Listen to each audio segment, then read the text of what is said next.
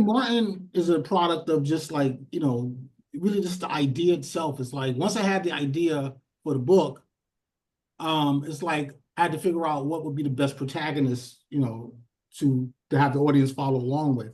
Like what character would best fit the story. So that's really how it began. I mean, but my process of creating a character is, um, and a lot of people don't believe me, but it's true. What I do is I create a background for the character that starts from the time they're born to the time the book or the story begins. So I know everything about that character from birth to the point where the story begins, right? And a lot of that stuff doesn't make it into the story, but it informs how they behave in the story. So it makes them real people. Then they're just not like a name on a page. Like I know Martin went to high school in Queens. I know that Martin had a lived with his stepfather, things like that. I'm not saying that's what really happened, but those things help me inform how he behaves in the story. So that brings the story to life. I mean, I was born in New York. I was born in Harlem, raised in the Bronx, and I lived in Manhattan for a bunch of years. So yeah, I was in New York. I've been everywhere in New York. I have friends in every borough.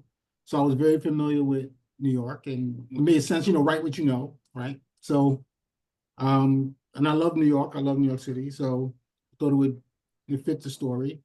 Also, it's a good contrast between starting in New York and ending up in some remote, country club in the middle of nowhere. It's a good, it's a good fish out of water type of thing. Take Martin out of the city and put him somewhere where he's less comfortable. I'm a crazy outliner, as Pam will tell you. I outline the book completely. I figure out everything. I figure out every chapter, every moment in the story. I figure out before I write the book. So yes, everything is planned.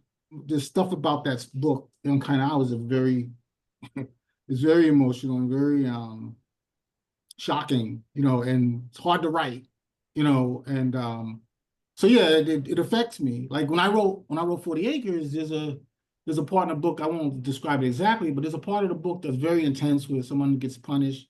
And I literally stopped writing the book at that point before I wrote that chapter. I literally stopped right for a long time. Like, in fact, I was going to stop right there because I never written a book before.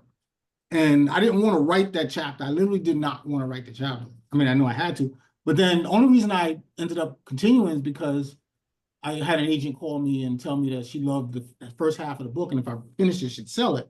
So I said, okay, let me just keep jumping into it. But I literally stopped before. So to answer your question, yeah, I get emotionally involved.